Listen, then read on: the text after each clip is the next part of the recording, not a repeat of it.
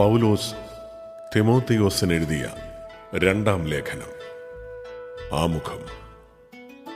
ഒന്നാം ലേഖനത്തെക്കാൾ കൂടുതൽ വൈയക്തിക ഭാവമുള്ളതും വിടവാങ്ങൽ പ്രഭാഷണ ശൈലിയുള്ളതുമായ രണ്ടാം ലേഖനത്തിലെ പ്രധാന വിഷയങ്ങൾ: വിശ്വസ്തനായിരിക്കുന്നവനുള്ള നിർദ്ദേശങ്ങൾ, ക്രിസ്തുവിന്റെ ശുശ്രൂഷകനും പടയാളിയുമായിരിക്കാനുള്ള അഭ്യർത്ഥന, അബദ്ധപ്രബോധനങ്ങൾക്കെതിരെയുള്ള നീക്കങ്ങൾ, പൗലോസിന്റെ വിശ്വാസം, മാതൃക, അന്ത്യദിനത്തെക്കുറിച്ചുള്ള പ്രബോധനങ്ങൾ എന്നിവയാണ്.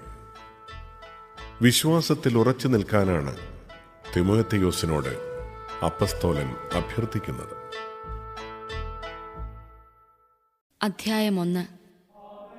യേശുക്രിസ്തുവിനോടുള്ള ഐക്യം വഴി ലഭിക്കുന്ന ജീവനെ സംബന്ധിക്കുന്ന വാഗ്ദാനമനുസരിച്ച് ദൈവഹിതത്താൽ യേശുക്രിസ്തുവിന്റെ അപ്പസ്തോലനായ പൗലോസ് ശ്രേഷ്ഠപുത്രനായ തിമോത്തിയോസിന് പിതാവായ ദൈവത്തിൽ നിന്നും നമ്മുടെ കർത്താവായ യേശുക്രിസ്തുവിൽ നിന്നും കൃപയും കാരുണ്യവും സമാധാനവും. രാവും പകലും എൻ്റെ പ്രാർത്ഥനകളിൽ ഞാൻ സദാ നിന്നെ സ്മരിക്കുമ്പോൾ എൻ്റെ പിതാക്കന്മാർ ചെയ്തതുപോലെ നിർമ്മല മനസാക്ഷിയോടുകൂടെ ഞാൻ ആരാധിക്കുന്ന ദൈവത്തിന് നന്ദി പറയുന്നു. നിന്റെ കണ്ണീരിനെപ്പറ്റി ഓർക്കുമ്പോഴൊക്കെ നിന്നെ ഒന്ന് കണ്ട് സന്തോഷഭരിതനാകാൻ ഞാൻ അതിയായി ആഗ്രഹിക്കുന്നു. നിന്റെ നിർവ്യാജമായ വിശ്വാസം ഞാൻ അനുസ്മരിക്കുന്നു. നിന്റെ വലിയമ്മയായ ലോവീസിനും അമ്മയായ യവനുക്കയ്ക്കും ഉണ്ടായിരുന്ന വിശ്വാസം ഇപ്പോൾ നിനക്കുമുണ്ടെന്ന് എനിക്ക് ബോധ്യമുണ്ട്. എൻ്റെ കൈവയ്പിലൂടെ നിനക്ക് ലഭിച്ച ദൈവിക വരം വീണ്ടും ഉജ്ജ്വലിപ്പിക്കണമെന്ന് ഞാൻ നിന്നെ അനുസ്മരിപ്പിക്കുന്നു.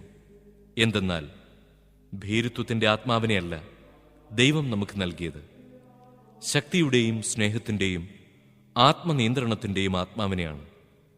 നമ്മുടെ കർത്താവിന് സാക്ഷ്യം നൽകുന്നതിൽ നീ ലജ്ജിക്കരുത്. അവൻ്റെ തടവുകാരനായ എന്നെ പ്രതിയും നീ ലജ്ജിതനാകരുത്. ദൈവത്തിൻ്റെ ശക്തിയിൽ അവൻ്റെ സുവിശേഷത്തെ പ്രതിയുള്ള ക്ലേശങ്ങളിൽ നീയും പങ്കുവഹിക്കുക.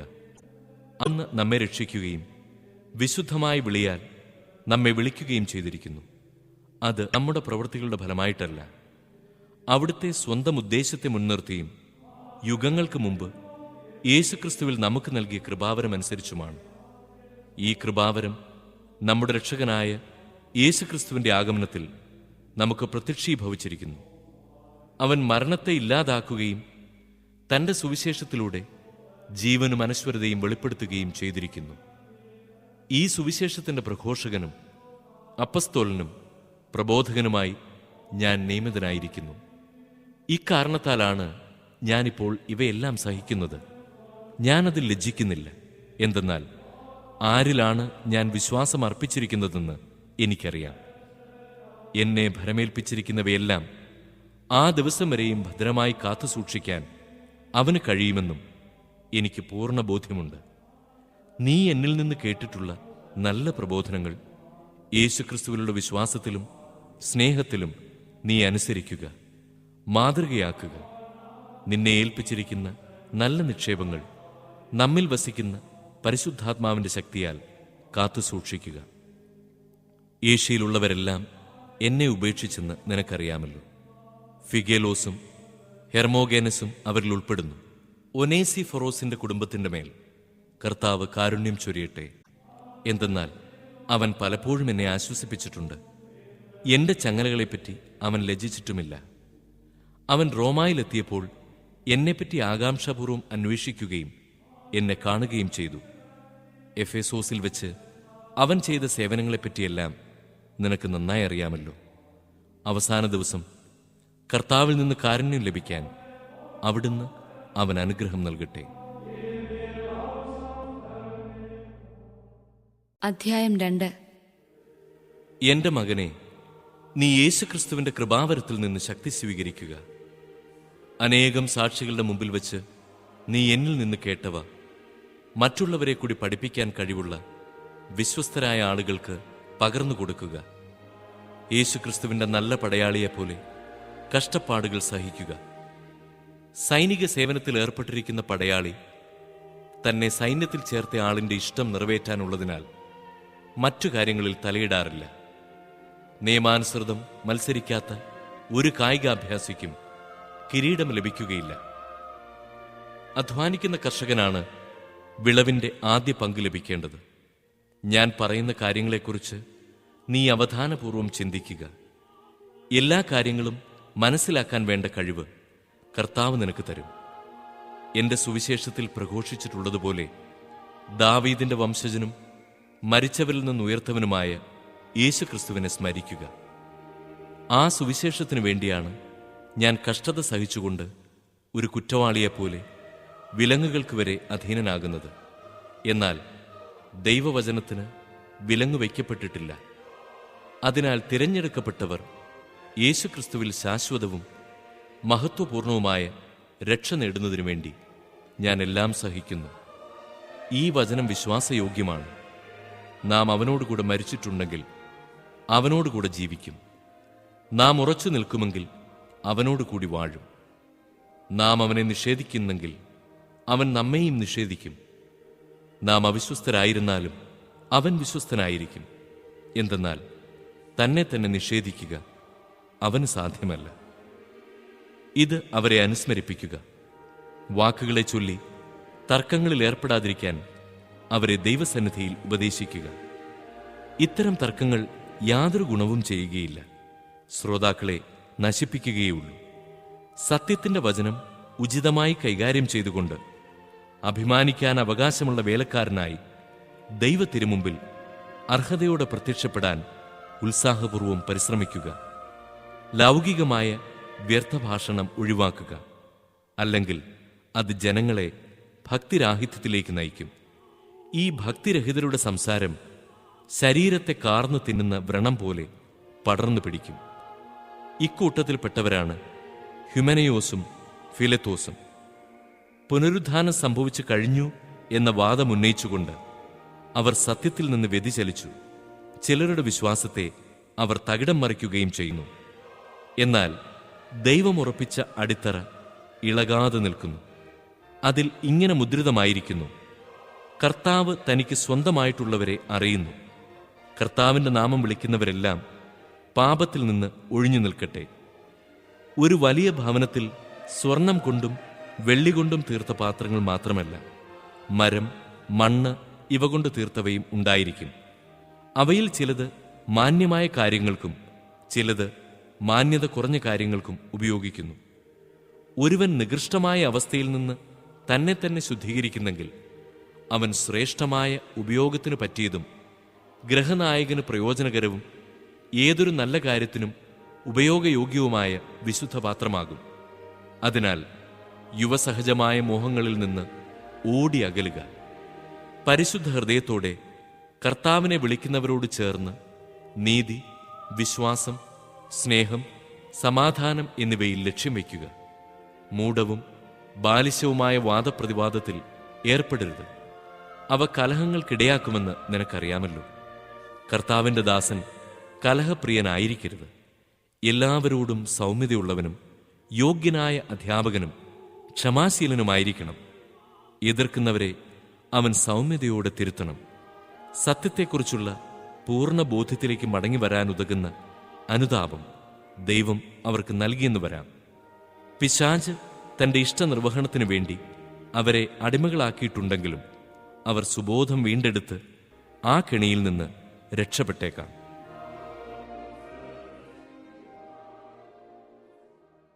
അധ്യായം 3. ഒരു കാര്യം മനസ്സിലാക്കിക്കൊള്ളുക: അവസാന നാളുകളിൽ ക്ലേശപൂർണമായ സമയങ്ങൾ വരും.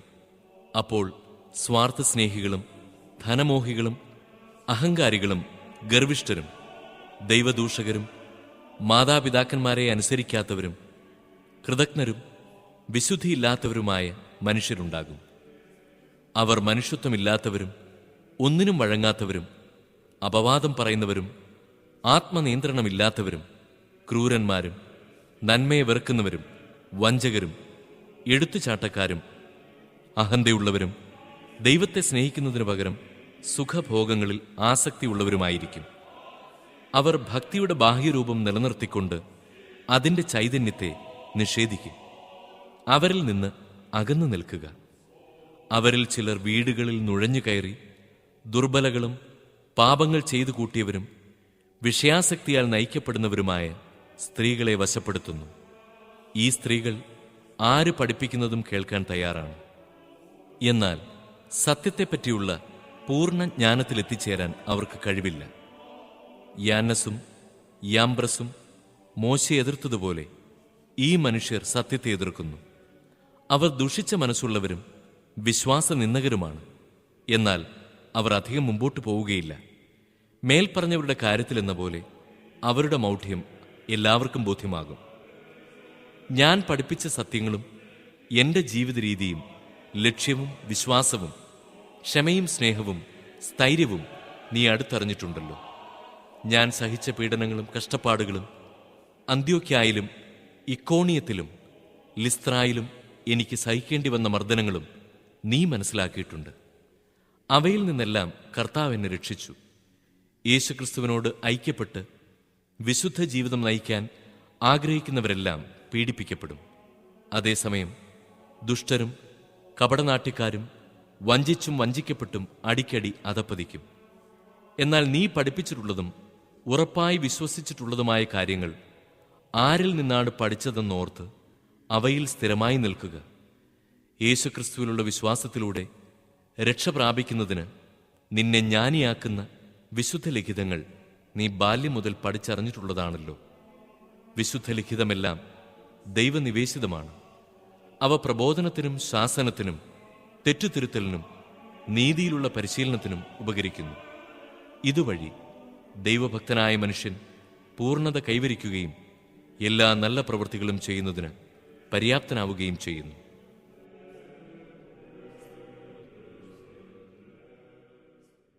അധ്യായം 4. ദൈവത്തിൻ്റെ മുമ്പാകെയും ജീവിക്കുന്നവരെയും മരിച്ചവരെയും വിധിക്കാനിരിക്കുന്ന യേശുക്രിസ്തുവിൻ്റെ മുമ്പാകെയും അവൻ്റെ ആഗമനത്തിൻ്റെയും രാജ്യത്തിൻ്റെയും പേരിൽ ഞാൻ നിന്നെ ഇപ്രകാരം ചുമതലപ്പെടുത്തുന്നു. വചനം പ്രസംഗിക്കുക. സാഹചര്യങ്ങൾ അനുകൂലമാണെങ്കിലും അല്ലെങ്കിലും ജാഗരൂകതയോടെ വർത്തിക്കുക. മറ്റുള്ളവരിൽ ബോധ്യം ജനിപ്പിക്കുകയും അവരെ ശാസിക്കുകയും ഉത്ബോധിപ്പിക്കുകയും ചെയ്യുക. ക്ഷമ കൈവിടാതിരിക്കുകയും പ്രബോധനത്തിൽ ശ്രദ്ധിക്കുകയും ചെയ്യുക. ജനങ്ങൾ ഉത്തമമായ പ്രബോധനത്തിൽ സഹിഷ്ണുത കാണിക്കാത്ത കാലം വരുന്നു. കേൾവിക്ക് ഇമ്പമുള്ളവയിൽ ആവേശം കൊള്ളുകയാൽ അവർ തങ്ങളുടെ അഭിരുചിക്ക് ചേർന്ന പ്രബോധകരെ വിളിച്ചുകൂട്ടും. അവർ സത്യത്തിനു നേരെ ചെവിയടച്ച് കെട്ടുകഥകളിലേക്ക് ശ്രദ്ധ തിരിക്കും. നീയാകട്ടെ എല്ലാ കാര്യങ്ങളിലും സമചിത്തത പാലിക്കുക. കഷ്ടതകൾ സഹിക്കുകയും സുവിശേഷകന്റെ ജോലി ചെയ്യുകയും നിന്റെ ശുശ്രൂഷ നിർവഹിക്കുകയും ചെയ്യുക. ഞാൻ ബലിയായി അർപ്പിക്കപ്പെടേണ്ട സമയം ആസന്നമായിരിക്കുന്നു. എൻ്റെ വേർപാടിൻ്റെ സമയം സമാഗതമായി. ഞാൻ നന്നായി പൊരുതി എൻ്റെ ഓട്ടം പൂർത്തിയാക്കി വിശ്വാസം കാത്തു. എനിക്കായി നീതിയുടെ കിരീടം ഒരുക്കിയിരിക്കുന്നു. നീതിപൂർവം വിധിക്കുന്ന കർത്താവ് ആ ദിവസം അത് എനിക്ക് സമ്മാനിക്കും. എനിക്ക് മാത്രമല്ല, അവൻ്റെ ആഗമനത്തെ സ്നേഹപൂർവം ഉറ്റുനോക്കിക്കൊണ്ടിരിക്കുന്ന എല്ലാവർക്കും. എൻ്റെ അടുത്ത് വേഗം എത്തിച്ചേരാൻ ഉത്സാഹിക്കുക. എന്തെന്നാൽ ഈ ലോകത്തോടുള്ള ആസക്തി മൂലം ദേമാസ് എന്നെ വിട്ട് തെസലോനിക്കായിലേക്ക് പോയിരിക്കുന്നു. ക്രസ്കസ് ഗലാത്യായിലേക്കും തീത്തോസ് ദൽമാത്തിയായിലേക്കും പോയിക്കഴിഞ്ഞു. ലൂക്ക മാത്രമേ എന്നോടുകൂടെയുള്ളൂ. മർക്കോസിനെ കൂടെ നീ കൂട്ടിക്കൊണ്ടുവരണം. ശുശ്രൂഷയിൽ അവനെനിക്ക് വളരെ പ്രയോജനപ്പെടും. തിക്കിക്കോസിനെ ഞാൻ എഫേസോസിലേക്ക് അയച്ചിരിക്കുകയാണ്. നീ വരുമ്പോൾ ഞാൻ ത്രോവാസിൽ കാർപ്പോസിന്റെ പക്കൽ ഏൽപ്പിച്ചിട്ട് പോന്ന എൻ്റെ പുറം കുപ്പായവും പുസ്തകങ്ങളും പ്രത്യേകിച്ച് തുകൽ ചുരുളുകളും കൊണ്ടുപോരണം. ചെമ്പുപണിക്കാരനായ അലക്സാണ്ടർ എനിക്ക് വലിയ ദ്രോഹം ചെയ്തു. കർത്താവ് അവൻ്റെ പ്രവൃത്തികൾക്ക് പ്രതിഫലം നൽകും. നീയും അവനെക്കുറിച്ച് കരുതലോടെയിരിക്കണം. കാരണം അവൻ നമ്മുടെ വാക്കുകളെ ശക്തിപൂർവം എതിർത്തവനാണ്. എൻ്റെ ന്യായവാദങ്ങൾ ഞാൻ ആദ്യം അവതരിപ്പിച്ചപ്പോൾ ആരും എൻ്റെ ഭാഗത്തില്ലായിരുന്നു. എല്ലാവരും എന്നെ ഉപേക്ഷിച്ചു. ആ കുറ്റം അവരുടെ മേൽ ആരോപിക്കപ്പെടാതിരിക്കട്ടെ. എന്നാൽ കർത്താവ് എൻ്റെ ഭാഗത്തുണ്ടായിരുന്നു. എല്ലാ വിജാതീയരും കേൾക്കത്തക്ക വിധം വചനം പൂർണ്ണമായി പ്രഖ്യാപിക്കുന്നതിനു വേണ്ട ശക്തി അവിടുന്ന് എനിക്ക് നൽകി. അങ്ങനെ ഞാൻ സിംഹത്തിൻ്റെ വായിൽ നിന്ന് രക്ഷിക്കപ്പെട്ടു. കർത്താവ് എല്ലാ തിന്മകളിലും നിന്ന് എന്നെ മോചിപ്പിച്ച് തൻ്റെ സ്വർഗരാജ്യത്തിലേക്കായി എന്നെ കാത്തുകൊള്ളും. എന്നും എന്നേക്കും അവിടുത്തേക്ക് മഹത്വം. ആമേൻ. പ്രിസ്കായ്ക്കും അക്വിലായ്ക്കും ഒനേസിഫൊറോസിന്റെ കുടുംബത്തിനും അഭിവാദനങ്ങൾ. എറാസ്തൂസ് കോറിന്തോസിൽ തങ്ങി. രോഗബാധിതനായ ത്രോഫിമോസിനെ ഞാൻ മിലേത്തോസിൽ വിട്ടിട്ടു പോന്നു. മഞ്ഞുകാലത്തിന് മുമ്പ് തന്നെ ഇവിടെ എത്താൻ നീ ശ്രമിക്കുക. എവുബുളോസും പൂതൻസും ലീനൂസും ക്ലൗദിയായും മറ്റെല്ലാ സഹോദരന്മാരും നിനക്ക് അഭിവാദനങ്ങൾ അർപ്പിക്കുന്നു. കർത്താവ് നിന്റെ ആത്മാവോടുകൂടി ഉണ്ടായിരിക്കട്ടെ. ദൈവത്തിൻ്റെ കൃപ നിങ്ങളോടുകൂടി.